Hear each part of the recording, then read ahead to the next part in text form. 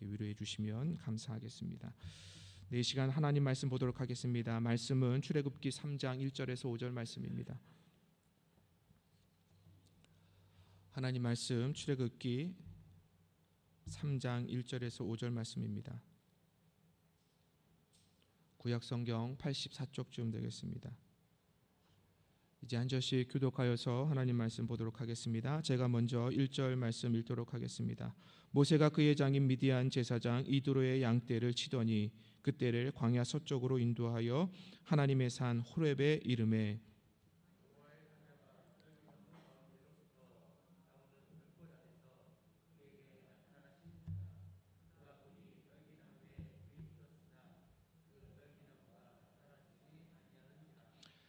이에 모세가 이르되 내가 돌이켜 가서 이 큰 광경을 보리라.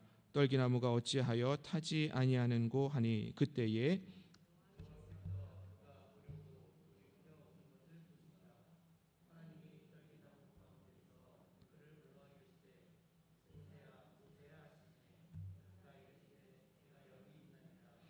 같이 봅니다.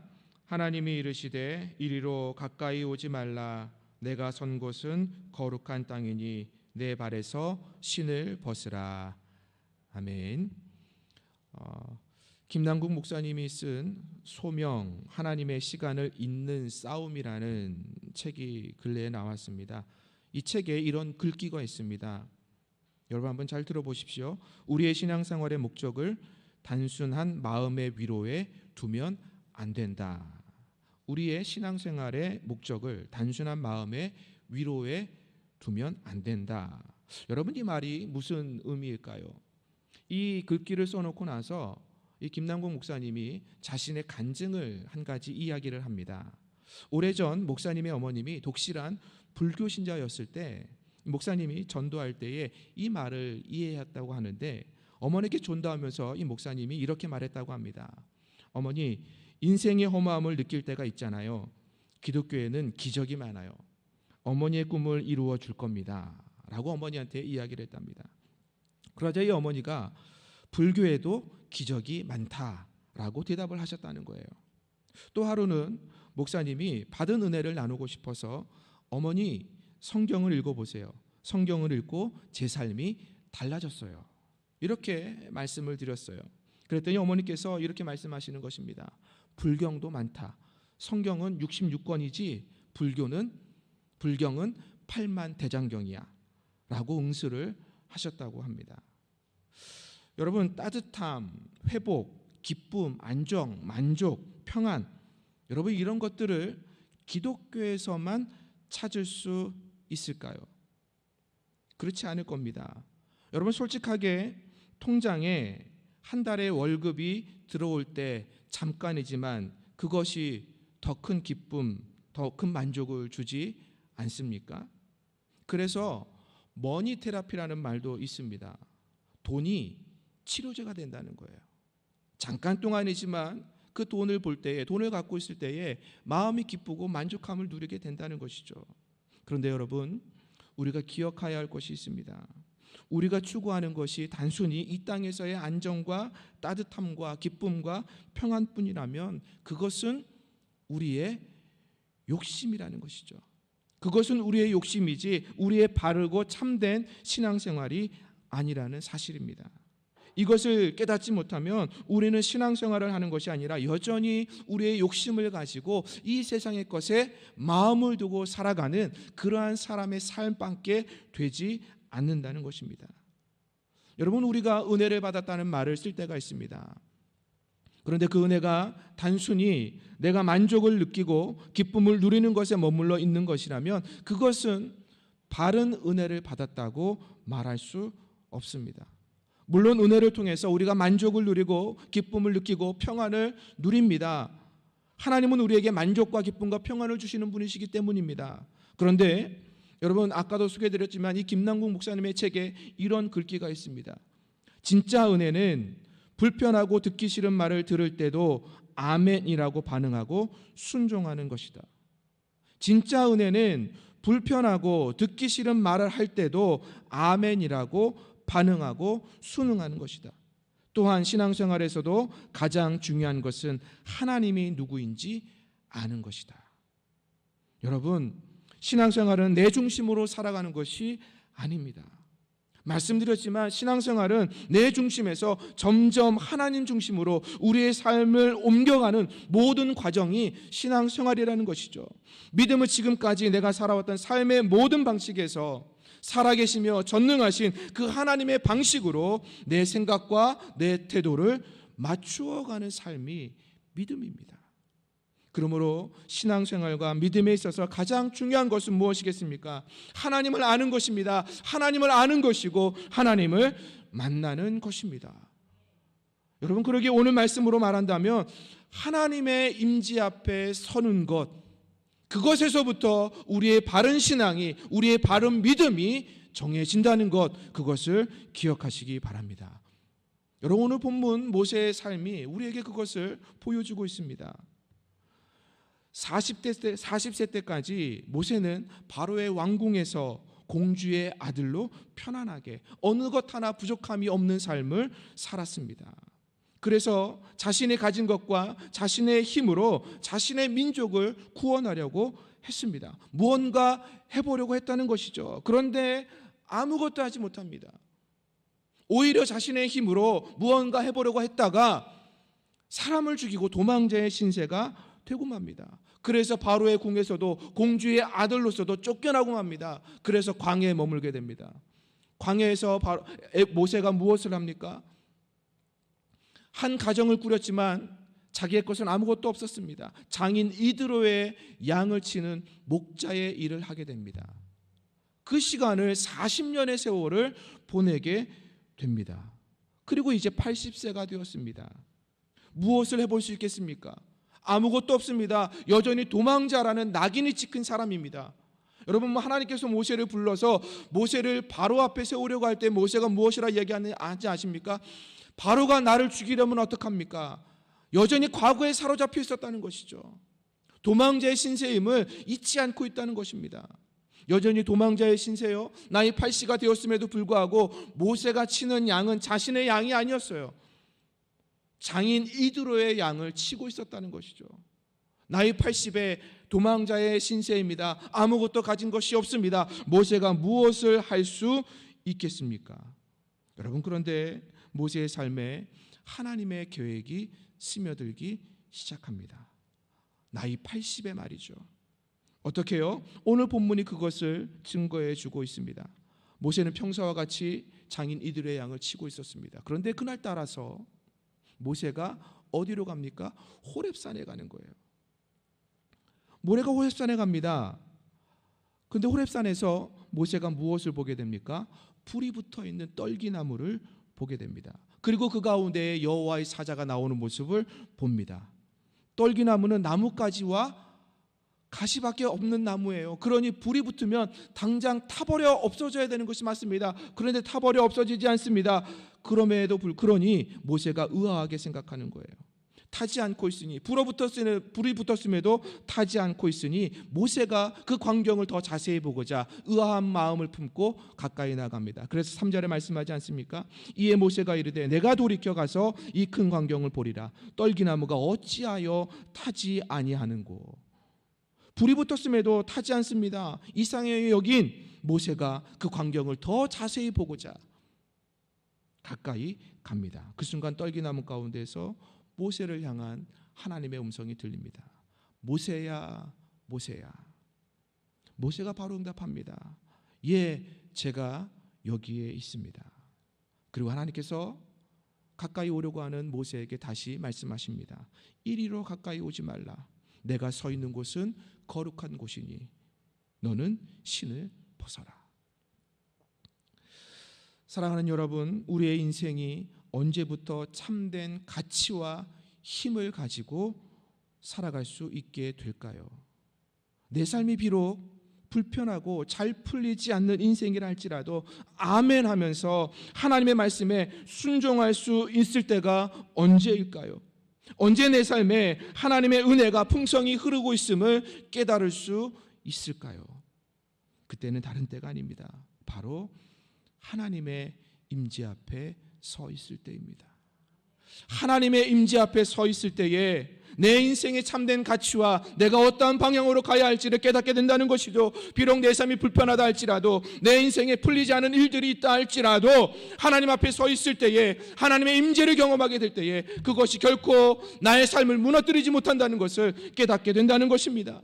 언제나 내 삶에 하나님의 은혜가 풍성하게 흐르고 있음을 깨닫는 것은 우리가 하나님의 임재 앞에 서 있을 때라는 것입니다. 여러분, 그렇다면 하나님의 임재를 우리가 어떻게 누릴 수 있느냐는 것입니다. 왜 어떻게 모세가 하나님의 임재 앞에 서 있을 수 있게 되었냐는 것이죠. 먼저 말씀합니다. 첫 번째는요, 하나님은 언제나 우리에게 먼저 찾아오신다는 것입니다. 우리가 찾아서, 우리가 하나님이 어디 계신지 알기에 하나님을 찾아가서 하나님의 임재 앞에, 하나님 앞에 서 있을 수 있는 것이 아니라는 것입니다. 오늘도 말씀하지 않습니까? 모세가 왜 호렙산을 향하여 갔었을까요?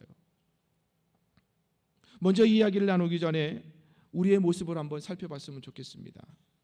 하나님께서 사람을 창조하셨습니다. 그런데 사람이 하나님 앞에 죄를 범했습니다. 하나님의 말씀을 거역한 것이죠. 불순종한 것입니다. 하나님은 평소 때와 같이 에덴 동산을 거닐고 계셨습니다. 하나님께서 거니시는 소리를 아담도 들었다고 창세기 3장에는 이야기합니다. 그렇다면 평소와 같았다면, 죄를 짓기 전이었다면, 아담은 하나님께서 동산을 거니는 소리를 들었다면 하나님과 함께 거닐어야 했었을 것입니다. 그런데 하나님께서 거니는 소리를 들은 아담이 어떻게 합니까? 숨어버립니다. 평상시 같았다면 같이 하나님을 손을 붙잡고 걸었을 텐데 하나님과 함께 거닐질 못하고 나무 뒤편에 숨어요, 하나님을 피하여 숨었다고 성경은 말씀하고 있습니다. 여러분, 이것이 우리의 속성이라는 것이에요. 우리가 먼저 하나님을 찾을 수 없다는 것입니다. 예수님께서도 빛으로 이 땅에 오셨습니다.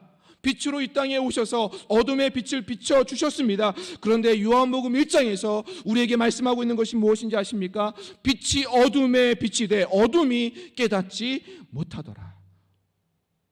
여러분, 여전히 빛이 우리 삶에 비춰주고 있음에도 불구하고 우리는 그것을 깨닫지 못하고 살아간다는 것입니다. 그러니 빛으로 나올 수도, 하나님 앞으로 나아갈 수도, 하나님을 찾을 수도 없는 존재가 우리였다는 것입니다. 그러니 누가 찾아오셔야겠습니까? 하나님이 찾아오셔야 하는 것입니다. 그래서 하나님이 찾아오신 것입니다. 오늘 본문에 보세요. 모세가 40년 광야에서 장인 이드로의 양떼를 돌보고 있었습니다. 80세가 된 모세에게 예전과 같은 호기를 찾아볼 수 있습니까? 이스라엘 백성을 인도할 지도자의 모습을 찾아볼 수 있습니까? 지금 모세는 아무것도 아닙니다. 자기 신세가 도망자 신세요. 자기가 가진 것은 아무것도 없음을 모세 자체도 깨닫고 있다는 것입니다. 그런데 하나님께서 모세를 호렙산으로 부르십니다. 말씀드렸지만 여러분, 호렙산, 모세가 풀이 많아서 먹을 곳, 양들이 쉴 곳이 있어서, 물이 흐르는 곳이 있어서 호렙산으로 갔을까요? 여러분, 호렙산은 광야와 같은 산입니다. 풀이 없어요. 물이 흐르는 곳이 없습니다. 사람조차 살기 힘든 곳입니다. 여러분, 그래서 호렙이라는 뜻이 무슨 뜻인지 아십니까? 진멸되다, 황무하다, 황폐하다, 부수다, 아무것도 없다는 것입니다. 그냥 광야와 같이 황폐하고 불모지인 땅, 그 산이 호렙산이라는 것입니다. 그런데 모세가 양떼를 데리고 호렙으로 갑니다. 호렙산으로 갑니다. 여러분, 이게 말이 되겠습니까? 여러분, 그런데 왜 모세가 호렙산을 갈까요? 1절 말씀에 답이 있습니다. 여러분, 1절 마지막 부분에 이런 말씀이 있습니다. 하나님의 산 호렙의 이름에. 여러분, 그 불모지와 같은 산, 황폐한 산, 황무지와 같은 그 산, 아무것도 없는 그 산을 향하여 성경이 무엇이라 증거하고 있습니까? 하나님의 산이라 말씀하고 있습니다. 여러분, 모세가 찾아가고 싶어서 양떼를 데리고 있다면 당연히 호렙산이 아니라 다른 곳을 향하여 가야 했을 것입니다. 그런데 모세가 호렙산으로 가고 있습니다. 양떼를 데리고. 왜요? 거기에 누가 있었기 때문에요? 하나님이 모세를 부르셨기 때문입니다. 하나님께서 모세를 기다리고 계셨기 때문입니다. 그러기에 하나님의 산 호렙인 것입니다.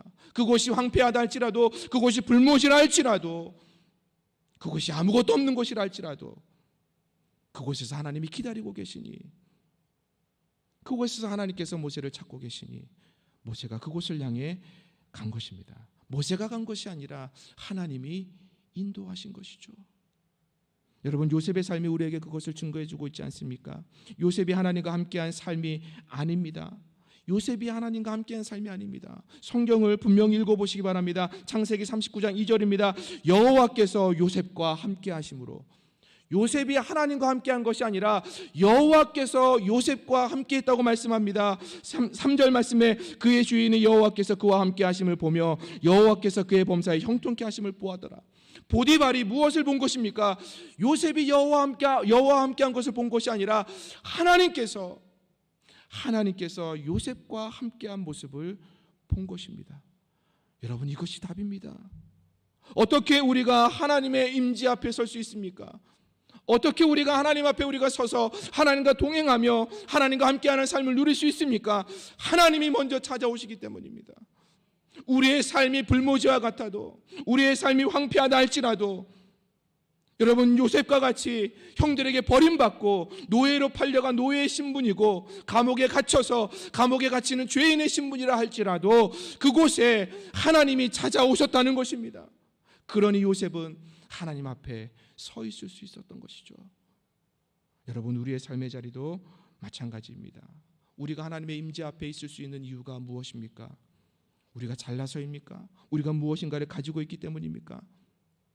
우리가 이 자리에서 하나님의 임재 앞에 하나님의 영광을 바라보며 예배할 수 있는 이유는 어디에 있는 것입니까? 하나님께서 우리를 인도하셨고, 하나님께서 우리를 불러주셨고, 하나님께서 우리를 찾으셨기 때문입니다. 하나님 앞에 우리가 있을 수 있는 이유는 하나님께서 우리를 찾으셨고 하나님께서 우리에게 찾아오셨기 때문입니다. 여러분, 그러기에 요한복음 15장 16절에서 분명히 말씀합니다. 너희가 나를 택한 것이 아니오 내가 너희를 택하여 세웠나니. 우리가 하나님을 택한 것이 아닙니다. 하나님이 우리를 택하신 것입니다. 로마에서도 바울은 분명히 말씀합니다. 우리가 아직 죄인 되었을 때에 그리스도께서 우리를 위하여 죽으심으로 하나님께서 우리에 대한 자기의 사랑을 확증하셨느니라.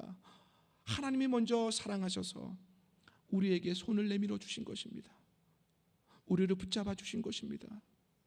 광야에서 이스라엘 백성을 그 40년 동안 구름 기둥과 불 기둥으로 앞서 인도해 가신 그 하나님께서 이스라엘 백성들을 먼저 찾아오셨던 것처럼 하나님은 여전히 지금도 살아계셔서 전능하신 모습으로 우리에게 찾아오십니다.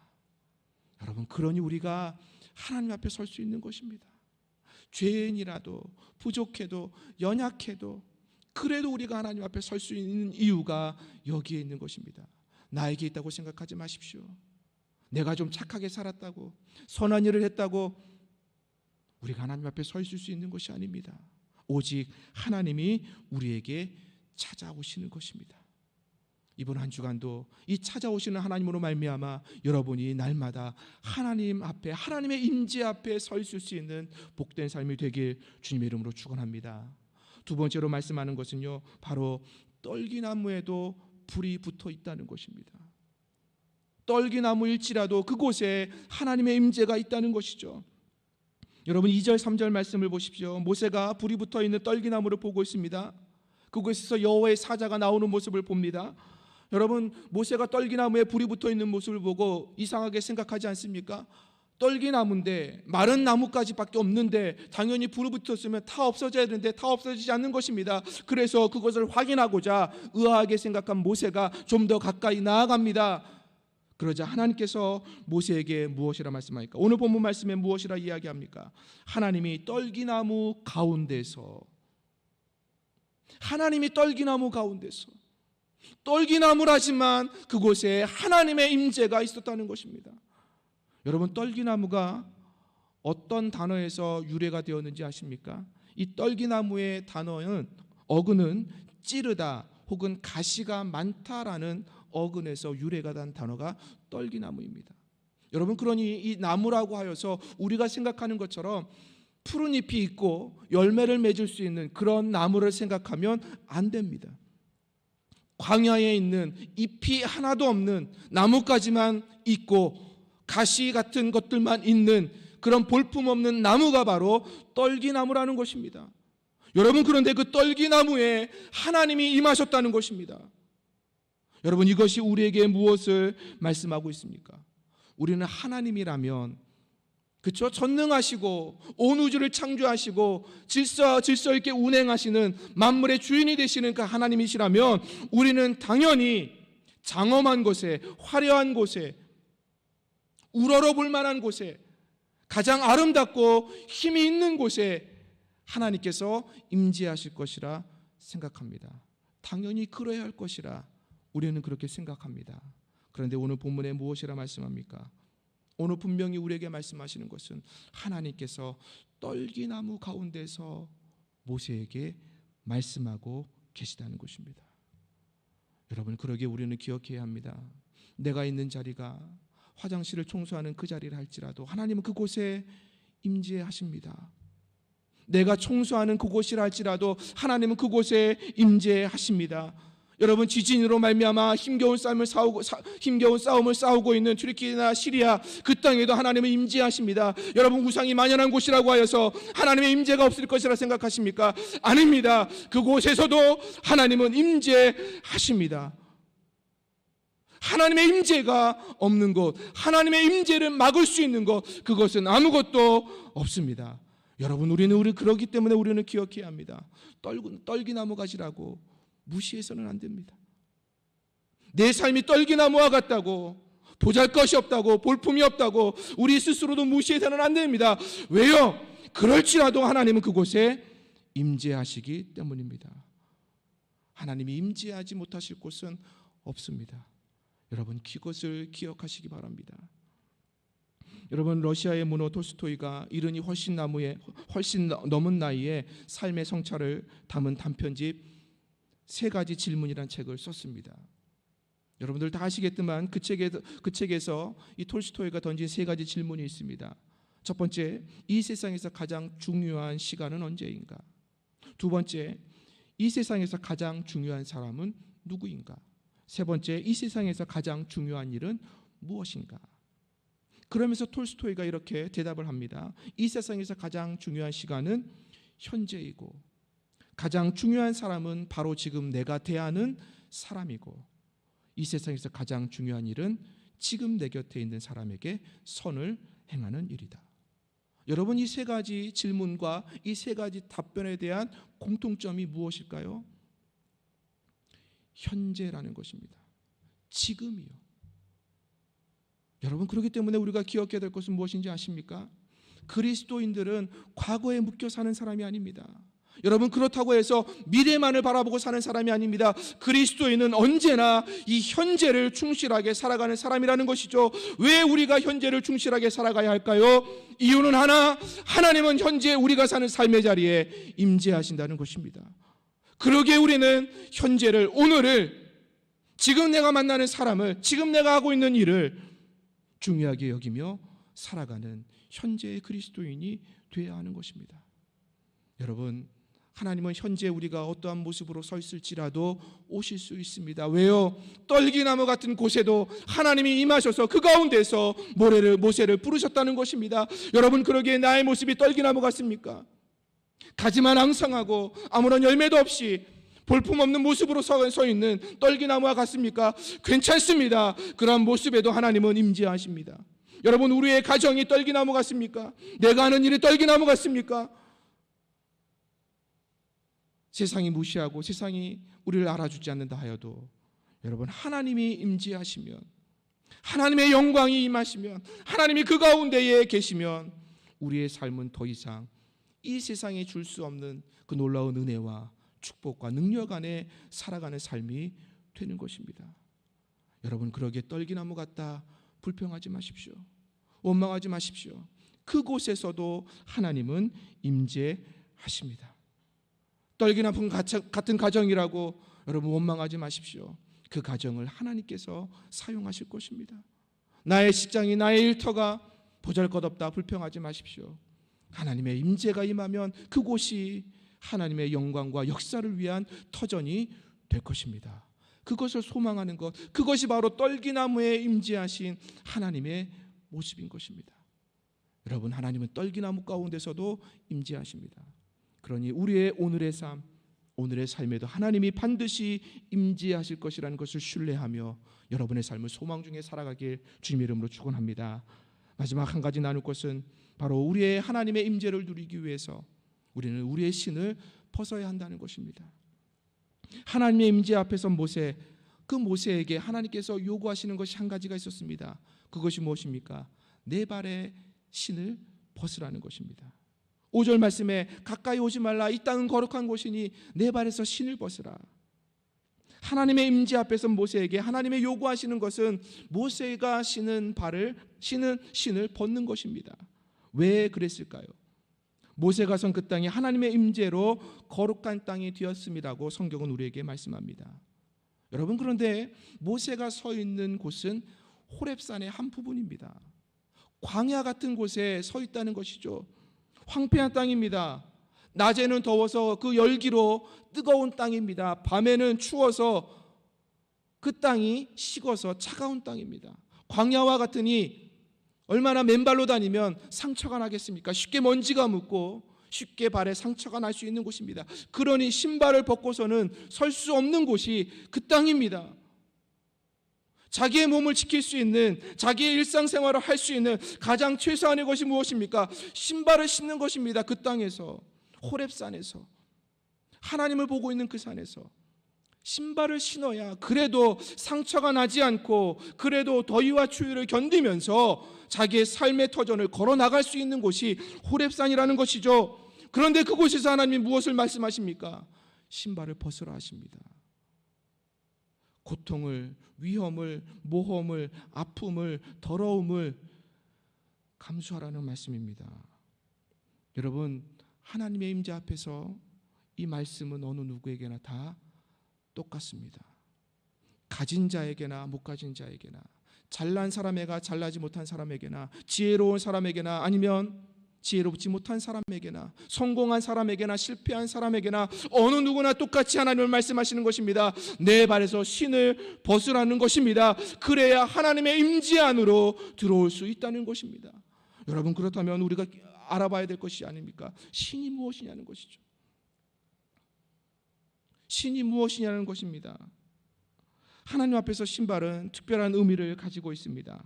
우리가 몸에 착용하는 것 중에서 우리의 존재 전체를 담아내는 것이 있다면 그것이 신발이라는 것입니다.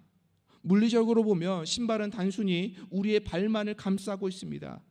그러나 상징적으로 보면 이 신발을 통해서 우리의 몸 전체를 받치고 있다고 이야기할 수 있습니다. 또한 신발은 세상을 떠난 사람에게 그리움을 가장 강력하게 소환시키는 힘이 있다고 합니다. 그렇기 때문에 신을 신는 행위는 자신의 존재 전체를 담는 행위이며 그 신발을 벗는 행위는 자신의 존재 전체를 벗는 행위와 같다라는 것입니다. 또한 신발을 보면 그 사람의 심리 상태를 알 수 있다고 합니다. 사람이 자신의 존재를 드러내고 싶을 때 신발을 통해서 은연중에 드러내게 된다는 것을 말합니다. 그래서 누군가에게 신발을 던지기도 합니다. 단순히 신발이 더러워서 그 사람을 향해 신발을 던지는 것, 그 사람을 모욕하기 위해서 던지는 것이 아닙니다. 신발을 던진다는 의미는 무슨 의미냐면 그 사람을 내 몸 전체를 통해서 부정한다는 의미입니다. 또한 신발을 벗는다는 것은 무엇이겠습니까? 또 다른 공간으로 들어가는 것입니다. 그리고 무엇보다도 당시 노예에게는 신발이 주어지지 않았습니다. 여러분, 그렇다면 하나님 앞에서 신을 벗는다는 의미는 무엇일까요? 바로 자기 존재 전체를 내려놓으라는 것입니다. 그리고 순종하라는 것입니다. 노예에게 신발이 없던 것처럼 하나님 앞에 설 때에 우리가 해야 될 일은 무엇입니까? 하나님의 임재 앞에 들어가기 위하여, 하나님의 임재에 서기 위하여 하나님께서 우리에게 원하시는 것이 있다면 우리의 존재 전체를 내려놓으라는 것입니다. 나의 고집과 나의 생각과 나의 계획과 나의 뜻, 그 모든 것을 내려놓으라는 것입니다. 여러분, 모세가 지금 그것을 우리에게 보여주고 있는 것 아닙니까? 40세까지만 해도 모세가 모든 것을 가지고 있었습니다. 세상의 가장 큰 권력의 중심에 있었습니다. 그것을 가지고 무엇을 해보려고 했습니다. 그런데 되지 않았습니다. 오히려 그것에서 떠나고 맙니다. 모든 것이 다 없어지고 맙니다. 그리고 도망자의 신세로 양을 치는 목자로 40년을 살게 됩니다. 나이 80이 되었습니다. 그가 가진 것이 무엇이 있습니까? 아무것도 없습니다. 하나님 앞에 내세울 것이 아무것도 없습니다. 그럼에도 하나님께서 원하시는 것이 있다면 신발을 벗으라는 것입니다. 모세가 가장 최소한으로 자기의 삶을 지킬 수 있는 것마저도 하나님은 벗어버리라 말씀하고 계신 것입니다. 그리고 하나님께 순종하라. 이것이 하나님 앞에서 하나님의 임재를 경험하는 우리의 삶이 될 것이라 성경은 우리에게 말씀하고 있는 것입니다. 여러분, 하나님은 우리에게도 말씀하십니다. 우리의 신을 벗으라. 하나님 앞에서 내가 내려놓아야 할 것이 무엇입니까? 아직 내가 붙잡고 있는 것이 무엇입니까? 내 고집이 무엇입니까? 내가 놓지 못하고 하나님 이것 아니면 안 됩니다라고 붙잡고 있는 것이 무엇입니까? 여러분, 그것마저도 내려놓으십시오. 그것마저도 벗어내십시오. 그리고 온전히 순종하기로 결단하시기 바랍니다. 이것이 바로 우리가 하나님의 임재 앞에 설 수 있는 모습이라는 것 기억하시기 바랍니다. 여러분, 하나님 앞에 이렇게 순종하면, 하나님 앞에 이렇게 서면 우리의 모습이 뒤처질까 불안하고 두려우십니까? 당연히 불안하고 두려울 테지요. 세상 사람들은 더 가지려고 한다는데, 더 누리려고 한다는데, 더 힘을 쟁취하려고 한다는데 나는 그것을 내려놓으라 이야기하시니 하나님 너무 불공평한 것 아닙니까? 불안하고 두렵지 않습니까? 그러나 여러분 기억하십시오. 우리 하나님은 언제나 선하신 분이십니다. 당신의 백성에게 좋은 것을 주시는 분이십니다. 우리의 것을 비워야 하나님의 가장 좋은 것을 채워주실 수 있는 것이기 때문에 우리의 모습을 비우라는 것입니다. 우리가 비울 때에 하나님이 오시는 것입니다. 우리가 비울 때에 하나님으로 우리를 채워주시는 것입니다. 그래서 다윗이 시편 23편 6절에서 고백하지 않습니까? 내 평생에 선하심과 인자하심이 반드시 나를 따르리니, 하나님의 선하심과 인자하심이 반드시 내 안에 있다는 것입니다. 내가 여호와의 집에 영원히 살리로다. 여러분, 하나님의 임재 앞에 모든 불안과 두려움이 떠나가는 것입니다. 여러분, 모세가 신발을 벗었을 때에 모세의 삶이 어떻게 되었습니까? 80세에 그 삶이 끝이 났습니까? 아닙니다. 광야 40년을 기간하는 동안에 하나님이 모세의 모든 것이 되어주셨습니다. 모세가 기도할 때에, 모세가 하나님께 부르짖을 때에 반석에서 물을 내었습니다. 만나가 내렸습니다. 적군과 싸워서 이겼습니다. 무엇을 이야기합니까? 모세가 모든 것을 내려놓고 자기의 신을 벗고 하나님의 임재 앞에 설 때에 하나님이 모세의 모든 것이 되어 주셨습니다. 여러분, 이것입니다. 불안해하지 마십시오. 두려워하지 마십시오. 하나님 앞에 우리 모든 것을 내려놓고 하나님의 임재로 채우게 될 때에, 임재 앞에 서게 될 때에 하나님이 우리의 모든 것이 되어 주십니다. 우리는 이 믿음으로 살아가는 것이죠. 여러분, 그러기에 신명기 28장의 이 말씀을 기억하시기 바랍니다. 신명기 28장 12절에서 14절 말씀입니다. 여호와께서 너를 위하여 하늘의 아름다운 보고를 여시사 내 땅에 때를 따라 비를 내리시고 내 손으로 하는 모든 일에 복을 주시리니 내가 많은 민족에게 꾸어줄지라도 너는 꾸지 아니할 것이요 여호와께서 너를 머리가 되고 꼬리가 되지 않게 하시며 위에만 있고 아래에 있지 않게 하시리니 오직 너는 내가 오늘 내게 명령하는 내 하나님 여호와의 명령을 듣고 지켜 행하며 내가 오늘 너희에게 명령하는 그 말씀을 떠나 좌로나 우로나 치우치지 아니하고 다른 신을 따라 섬기지 아니하면 이와 같으리라. 어떻게 하면요? 한마디로 이야기하면 하나님의 임재 앞에 서 있으라는 것입니다. 하나님의 말씀 앞에, 하나님의 임재 앞에 서 있게 될 때에 하나님이 우리의 모든 것이 되어주셔서 하늘의 아름다운 보고를 여셔서 우리의 삶을 때에 따라 아름다운 것으로 채워주시는 것입니다. 우리를 하여금 머리가 될지언정 꼬리가 되지 않도록 해주신다는 것입니다. 꾸어줄지언정 꾸지 아니하도록 하나님께서 인도하신다 말씀하시는 것입니다. 여러분, 그러니 신을 벗는다 하여 두려워하지 마십시오. 불안해하지 마십시오. 우리는 세상의 방법으로 살아가는 사람이 아니라 하나님의 방법으로 살아가는 사람이기 때문입니다. 여러분, 오늘 말씀을 통해서 기억하십시오. 우리 신앙 생활의 첫 발걸음, 우리의 믿음의 삶의 첫 시작, 우리의 삶의 첫 시작은 오직 하나님의 임재 앞에서 시작해야 합니다. 모세가 하나님의 임재 앞에서 그의 남은 40년의 생애를 살았습니다. 그때에 하나님이 모세의 모든 것이 되어 주셨습니다. 하나님, 그것을 신뢰하시기 바랍니다. 오늘의 말씀으로 그것을 신뢰하며 여러분의 한 주간의 삶도 하나님께서 반드시 찾아오십니다. 하나님의 임재를 누릴 수 있도록 우리를 찾아오십니다. 떨기나무 같을지라도 하나님이 그 가운데서 우리에게 말씀하십니다. 그리고 우리에게 신을 벗으라 말씀하십니다. 이 말씀을 기억하여 여러분의 삶의 자리가 하나님의 임재로 채워지는 삶, 채워지는 가정, 채워지는 여러분의 모든 범사가 되어 하나님의 모든 것이 되어 여러분을 선한 길로 인도하시는 복된 삶이 되길 주님의 이름으로 축원합니다.